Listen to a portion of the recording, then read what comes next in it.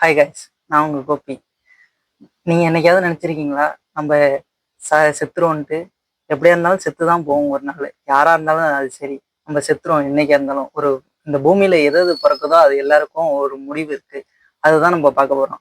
அந்த முடிவு நோக்கி போகும்போது கடைசி நம்மளோட 7 நிமிஷம், அந்த டாப்பிக்கை பற்றி தான் இன்னைக்கு பார்க்க போகிறோம். நம்மளோட மூளை, கை, கால் அதெல்லாம் என்ன மாதிரி செயல்படும் அந்த 7 நிமிஷத்துக்கு உள்ள, அதுதான் இன்னைக்கு பார்க்க போகிறோம். வாங்க வீடியோக்குள்ளே போகலாம். ஃபர்ஸ்ட் நிமிஷத்துல என்ன நடக்கும்னா, நம்மளோட உடம்புல உள்ள ஹார்ட் இருக்குல்ல, அது வந்து கொஞ்சம் கொஞ்சமா டவுன் ஆகும். ஹார்ட் பீட் வந்து கம்மியாகும். அப்புறம் நம்மளோட ரத்த அழுத்தம் இருக்குல்ல, பிளட் ப்ரெஷர் வந்து கொஞ்சம் கம்மியாயிட்டு இருக்கும். அடுத்தது என்ன நடக்குன்னா, நம்மளோட உடல்ல உள்ள ஹீட் எல்லாமே ரெடியூஸ் ஆகும். அதாவது நம்மளோட கை, கால் அதெல்லாம் வந்து கொஞ்சம் கொஞ்சமா கம்மியாயிட்டு இருக்கும்.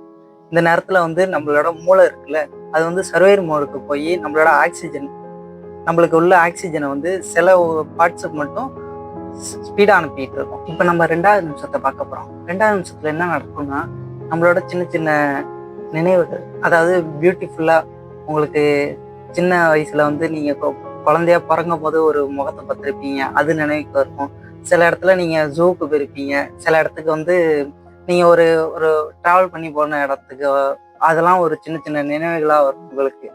இதெல்லாம் வரும்போது உங்களுக்கு நல்ல பீஸ்ஃபுல்லான ஒரு மெமரிஸாக அந்த 1 நிமிஷம் இருக்கும்.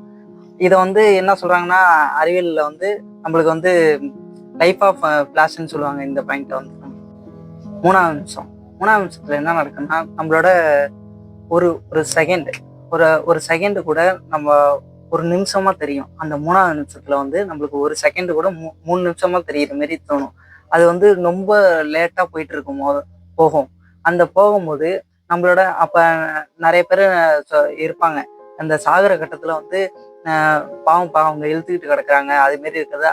அது அப்படி இழுத்துட்டு கிடக்கிறது கிடையாது. அது அவங்க தான் அப்போ தான் நல்லா சுவாசித்து ரொம்ப ஒரு ஹாப்பியான ஒரு நிலைமைக்கு இருப்பாங்க. அந்த நேரத்தில் மட்டும்தான்.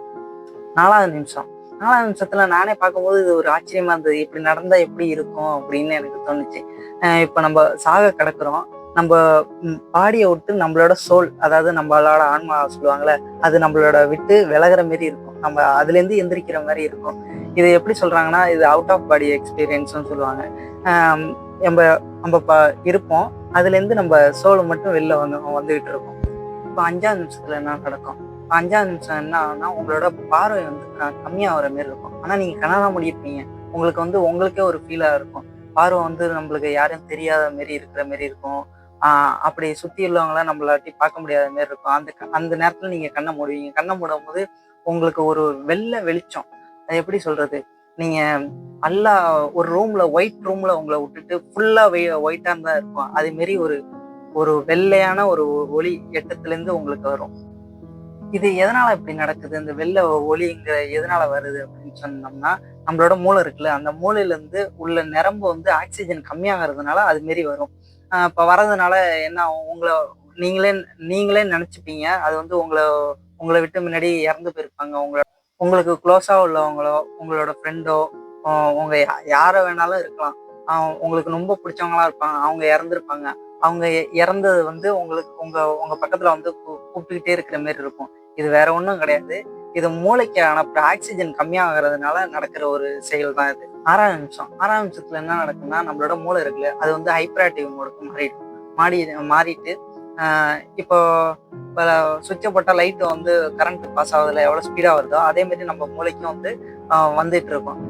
இது என்னன்னா, சில பேர் சயின்டிஸ்ட் என்ன சொல்றாங்க, அது மாதிரி தான் திடீர்னு இந்த டயத்துல வந்து கோமாவில் இருக்கிறவங்க கூட திடீர்னு எந்திரிச்சு பேசியிருக்காங்க, நிறைய பேர் சொல்லியிருக்காங்க. இது சில பேர் என்ன சொல்றாங்க, அது ஸ்பிரிச்சுவல் மூலமா வந்து அது ஆன்மா ஆனது ஒரு கடவுள் அது மாதிரியும் பார்ப்பாங்க. சயின்டிஸ்ட் ஒரு பக்கம் இப்படி சொல்றாங்க, ஸ்பிரிச்சுவலா இப்படி சொல்லிட்டு இருக்காங்க. அதுக்குள்ள நம்ம போக விரும்பல. நம்மளுக்கு இது என்ன நடக்கும் அதை மட்டும்தான் பார்க்குறோம். கடைசி 7வது நிமிஷம் அது என்ன ஆகும்னா, நம்மளோட ஹார்ட் வந்து ஃபுல்லா ஷட் டவுன் ஆகிடும், பிளாக் அவுட் ஆகிடும். பிளாக் அவுட் ஆனோன்னே என்ன ஆகும், பிரெயின் வந்து ஒரு ட்ரீமுக்கு போன மாதிரி ஒரு சுச்சுவேஷனை கிரியேட் பண்ணி நம்ம ஃபுல்லாக பிளாக் அவுட் ஆகி நம்ம கடைசியில் நம்ம இறந்தே போயிட்டோம். இதுதான் நம்மளோட கடைசி 7 நிமிஷம். நம்ம செத்துட்டதுக்கு அப்புறமாவது நம்ம வாழ்க்கை, அதாவது நம்மளோட சோல், அந்த கடைசி நிமிஷம் எல்லாருமே வந்து அந்த ஒரு நிமிஷத்துக்கு ஒரு சந்தோஷமா இருக்கணும்னு நினைக்கிறாங்க. இங்க எத்தனை பேர் அது மாரி இருக்கீங்க? நம்ம ஓடுறோம் ஓடியாடுறோம், அதை தாண்டி சந்தோஷமா நீங்க இருக்கீங்களா? அது உங்க மனசளவுல சந்தோஷமா இருக்கீங்களா? உங்களோட பிடிச்ச விஷயத்துல நீங்க சின்ன பிள்ளையில ஓடி இருக்கீங்க, ஓடியாந்துருப்பீங்க. அப்பெல்லாம் ஒரு சந்தோஷம் இருக்கும். அது மாரி இப்ப இருக்கா? அப்படி இல்ல. இப்போ நீங்க அதுக்கு பதிலா நீங்க டிராவல் பண்ணுங்க. பல மக்கள பாருங்க. அந்த கடைசி நிமிஷத்துலயாவது நம்ம நல்லா செத்தோம்டா அப்படின்னு நினைச்சுக்கிட்டு அந்த கடைசி நிமிஷமே நம்ம இப்ப நேச்சரை போய் ஃபுல்லா அட்வென்ச்சர் பண்ணி பாருங்க. ரொம்ப இந்த உலகம் ரொம்ப பெருசு. அது ரொம்ப ரொம்ப பெருசு. நம்ம ஒரே ஒரு வாழ்க்கை வாழ போறோம். அது நல்லா வாழ்ந்துட்டு போயிடணும். இந்த வீடியோ பிடிச்சிருந்தா லைக் பண்ணுங்க, ஷேர் பண்ணுங்க, கமெண்ட் பண்ணுங்க. இது மாதிரியான மிஸ்ட்ரியான டாபிக் வேணும்னா இந்த சேனலை சப்ஸ்கிரைப் பண்ணுங்க. கீழே இருக்கும் பாருங்க.